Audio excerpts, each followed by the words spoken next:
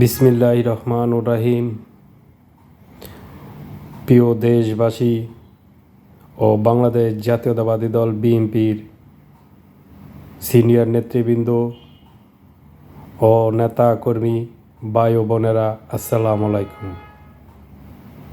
প্রিয় বিএনপির ভাই ও বোনেরা,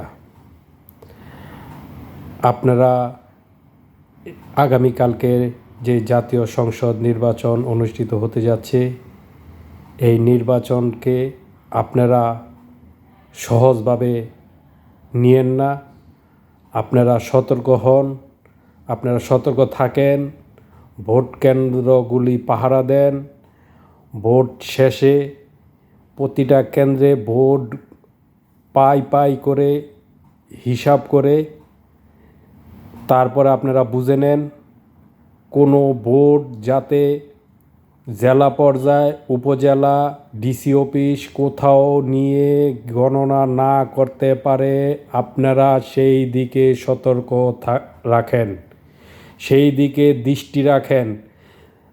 তা না হলে আপনারা মনে করেন না যে নির্বাচনটা একদম খুব সহজ, মানুষ এসে ভোট দিবে, জনগণের রায় আপনারা আশা করেন। এত সহজ না। এই নির্বাচনে যেই ইঞ্জিনিয়ারিং মেকানিজম করে রেখেছে জামাত, এই মেকানিজম থেকে কোনোভাবে যদি আপনারা একটু বেখেয়াল হন, অসতর্কতা অবলম্বন করেন, তাহলে এই নির্বাচনের থেকে আপনারা কোনো ফলাফল পাবেন না। আপনারা সতর্ক থাকেন এই নির্বাচনে যাতে কোনো ভোট ব্যালট বাক্স কেন্দ্রের বাইরে নিয়ে গণনা করতে না পারে।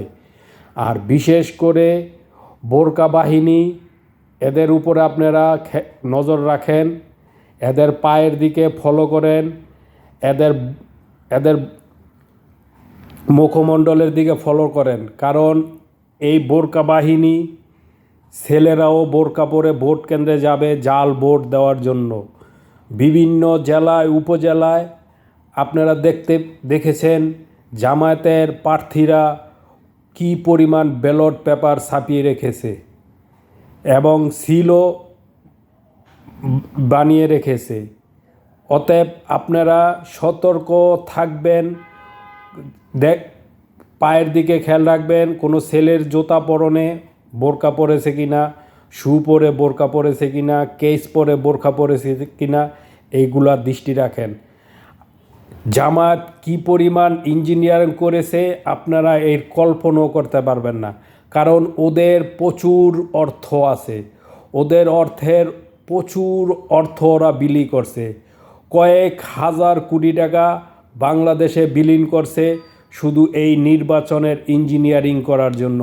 জেলা পর্যায়ে, উপজেলা, থানা, ডিসি, টিউনো সমস্ত জায়গায় ওরা ইঞ্জিনিয়ারিং করেছে অর্থের বিনিময়ে। এবং কি যত শিক্ষা প্রতিষ্ঠানগুলো আছে, শিক্ষা প্রতিষ্ঠানের প্রিন্সিপাল, ভাইস প্রিন্সিপাল, সহকারী প্রিন্সিপাল যারা আছে সব জামায়াতের কাছে বিক্রি হয়ে গেছে। অতএব বিএনপির ভাই ও বোনেরা, আপনারা সতর্ক হন, আপনারা সতর্ক হন, আপনারা সতর্ক হন। প্রতিটা কেন্দ্রে ভোট গণে পাই করে হিসাব বুঝে নেবেন। তারপরে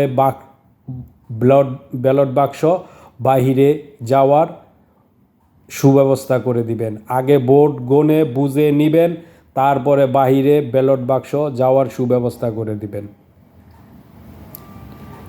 এই আহ্বান আপনাদের কাছে আমার। আসসালামু আলাইকুম।